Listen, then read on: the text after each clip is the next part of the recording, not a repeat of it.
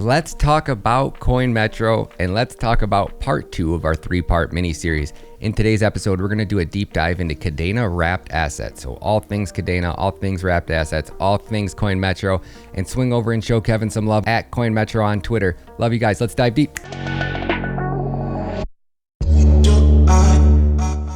All right, what up, Kevin? Welcome back to the show, man. It's an honor to have you. How you doing today? It's been forever, man. When's the last time we started? Let's dive into these wrapped assets, man. I'm dying to hear more about how that process works. So I'll let you lead, and I'll ask some questions as we go. Cool. So yeah, wrapped. So we're talking about Kadena here, and Kadena, I guess, token soft and wrapped, and Cadex to a certain extent as well. So our kind of partnership we have with Kadena started about 1.5 years ago, and I don't know if KuCoin listed KDA first or it was us. I don't remember, but I do know that. Yeah, I think we did. Yeah, and then KuCoin was only servicing one chain, and we were servicing 20, and all these things. So we saw a lot of possibilities with Kadena right from the get-go, and a lot of those possibilities revolved around the fact that they had the right team. They got Stuart from JP Morgan Coin, and I think Will from the SEC, and they had the right team. But they were looking at the problem in the right way. Lots of teams know the problem: scalability, throughput, all these different things, security, but they tackle them from the wrong way, or they do it the easy way. I'm not going to name the name of the company because that would be rude, but there's another platform out there that thinks they solve some of these issues, but they also made their platform very centralized. Mm-hmm. And as I said in the last episode, I own a centralized exchange. So I'm not going to say that centralization in every aspect is a bad thing. When you're going to build a protocol that's supposed to support a massive amount of throughput through many different countries, and try to kind of create something that can be dynamic, so that as regulation changes, it can be as dynamic as the regulation, centralization is not really the way to do it, right? So we saw a lot of good things with Kadena, and our whole at Coinmetro, what we like to do when we list things, we're not Binance, we're not Huobi, we're not any of these other large, even Coinbase for that matter. At this point, we don't list Shiba Inu because it has volume. I just saw this Will Smith token the other day or whatever. I mean, I'm not listing the Will Smith token, but I'm sure somebody will. And so we try to list things that we feel give value to our community. But at the same time, we want to build with the listings that we bring on. Meaning, we don't just want to list you; we want to do things. And Kadena was really open to saying, look,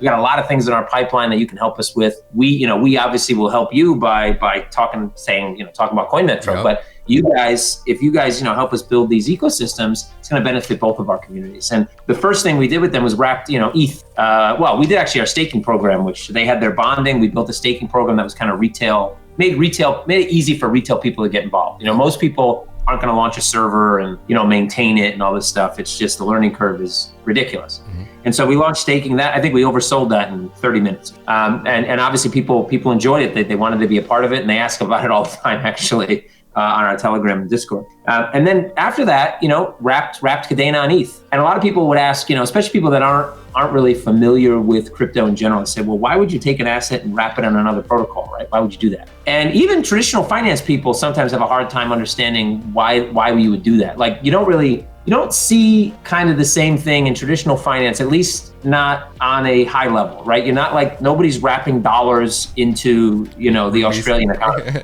You don't see that, right? You do see some similarities in security markets. You can have like dual listings and things like that, where liquidity comes from one main listing, but you don't really see that in most things traditional finance. So, Kadena, being a platform that competes with ETH, also understands that ETH has a bigger community right now. They have more liquidity. So you want awareness and you want liquidity. You also want to give your community the option to be able to use apps and dApps that don't exist yet, or maybe will never exist, on your protocol. Mm-hmm. So how do you do that? Well, you take Kadena, you wrap it on ETH. How does that work? Well, we take Kadena basically in a wallet, we lock it, and so it can't move. Mm-hmm. So it's like in a custody wallet. And then Wrapped, who's part of this token soft, basically creates the wrapped asset on Ethereum in this case. So they create wrapped Kadena, WKDA, and that WKDA is minted for the same exact value as the KDA that's locked. And then that can go out into the ETH ecosystem, and it can go to Uniswap, and it can, integrate with all these dApps. There could be staking programs created. There can be liquidity pools created, all this stuff. And eventually when it comes back, it gets burned, destroyed basically, and the actual Kadena gets unlocked. You guys hold the Kadena. TokenSoft release issues the wrapped Kadena. So Correct. You have two separate parties. So one party's not holding the bag and the goodies. Exactly. Oh, that's exactly. so smart. So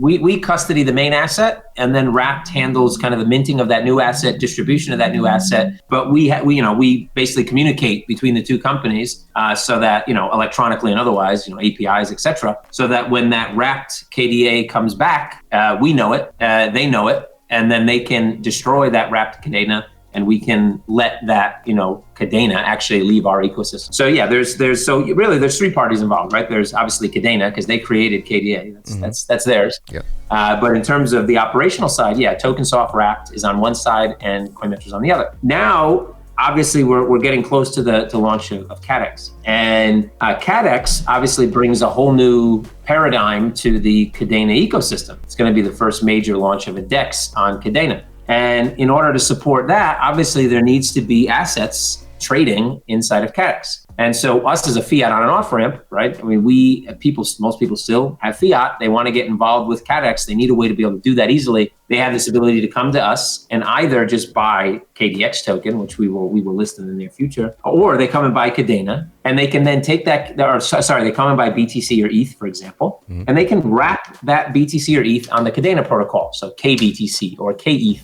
Exactly the same process happens. They come in, let's say with BTC, we lock that BTC, we inform Wrapped and TokenSoft and Wrapped and then create or mint the KBTC. And that KBTC can then leave the ecosystem. Once it comes back, it's destroyed, burned, and we let the BTC out once again from that lock. So yes, basically we've created, you create a system where all the risk doesn't lie on one party, which is good.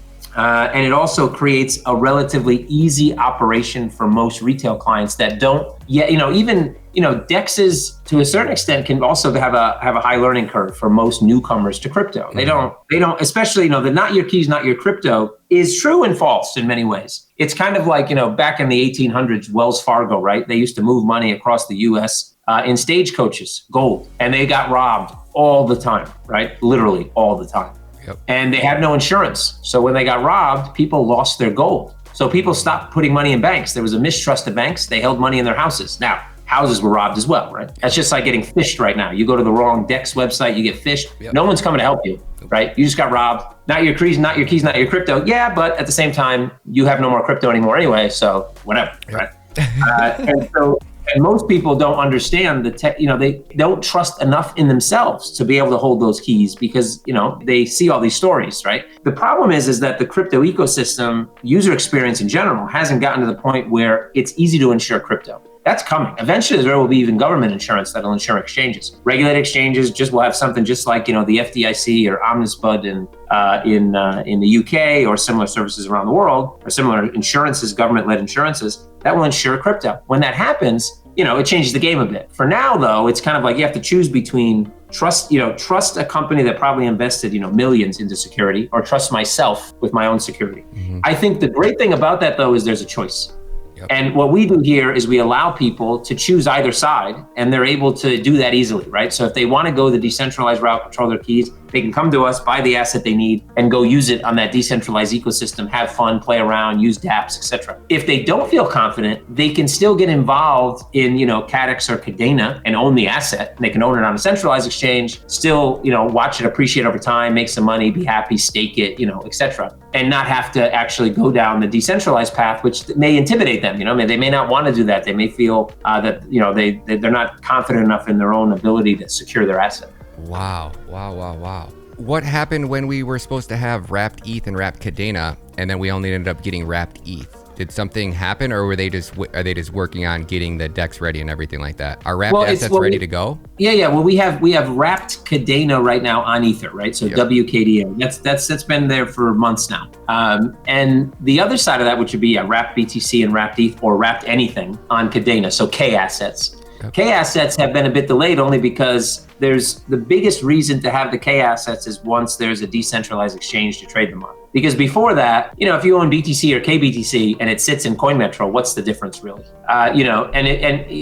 Yes, I guess you could kind of debate if you wanted to that if you have BTC, you can hold it off Coinmetro in some wallet, and if you have KBTC, you can hold it in some other type of wallet, and maybe that other wallet's more secure, you like it better, the UX is better, who knows? But in reality, the use case, there's really no use case until there is a decentralized exchange partner where they can then take those K-assets and do something with them. And so, yeah, we've been kind of moving kind of the goalpost a bit, waiting for kind of Kadena and Wrapped and everybody to be ready at the same time. But it's also allowed us to build a bit more infrastructure on the Coinmetro side. So we have these partner pages we're working on. So in April, we're going to launch this. And the partner page, essentially, let's imagine the Kadena page. It's got everything about Kadena, all the information, has a bit of their social feed in there. Also has these widgets that allow you to go between any asset and Kadena, or Kadena and any asset, or Kadena into Wrapped Kadena on ETH, or any asset that's available to Wrapped K-asset on the Kadena ecosystem. And so with a few clicks, people will be able to, without having to go to an exchange and look at charts and put in limit orders, and again, learning curve. Yeah. People are just going to be able to go and say, okay, well, I have some BTC. I want to go on, Cadex, for example, and take part in something, or I want to trade there, or I want to do, or I want to use a DApp or whatever. Mm-hmm. I'm going to go ahead and swap. One button, they can swap and then move the assets off Coinmetro into the ecosystem that they want to trade them on. Man, that is going to be so sick, man. People are going to be so excited to hear this, man. I can't wait. All right, YouTube, that's a wrap on part 2. Make sure you guys swing over to Twitter and show Kevin and Coinmetro some love, guys. I promised you guys that Kevin was going to be earning your trust, and this is just part 2 of 3. And I'm recording this outro in advance because I don't even know if there's a part 3. So if there's not, I'm sorry. If this video is an hour long, then there's not a part 3. Love you guys. Peace.